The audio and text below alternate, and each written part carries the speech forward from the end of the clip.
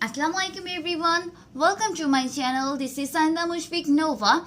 Today I am going to discuss about how to use a breadboard. Breadboards are one of the most fundamental pieces while learning how to build circuits. In this tutorial, you will learn a little bit about what breadboards are and how to use one. Once you are done, you should have a basic understanding of how breadboards work and be able to build a basic circuit on a breadboard. Let's discuss about what is breadboard. A breadboard is a solderless device for temporary prototype with electronics and test circuit designs. Most electronic components in electronic circuits can be interconnected by inserting their leads or terminals into the holes and then making connections through wires where appropriate.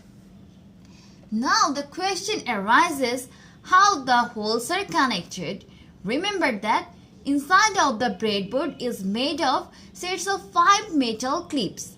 This means that each set of 5 holes forming a half row which is electrically connected. Here A to E and F to J are electrically connected.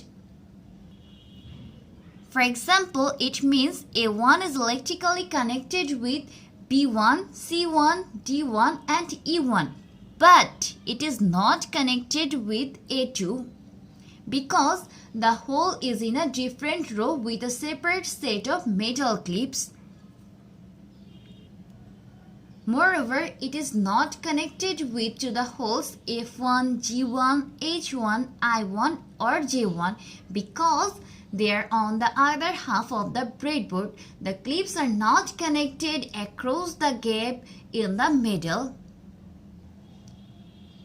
These stripes are typically marked by red and blue or red or black lines with plus and minus sign respectively. These are called the buses, also referred to as rails, and are typically used to supply electric power to your circuit when you connect them to a battery pack or other external power supply. It's really important to be aware that the power rails on opposite side of the breadboards are not connected to each other. So if you want the same power source on both sides, you will need to connect the two sides with some jumper wires. Keep in mind that the markings are just as a reference.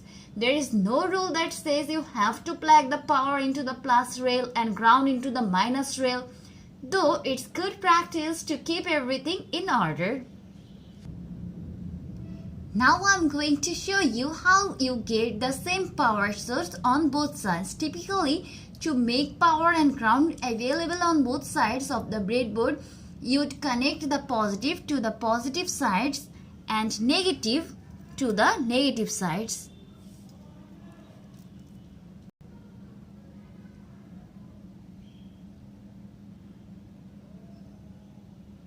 That's all for today. Thanks for watching. Allah Hafiz.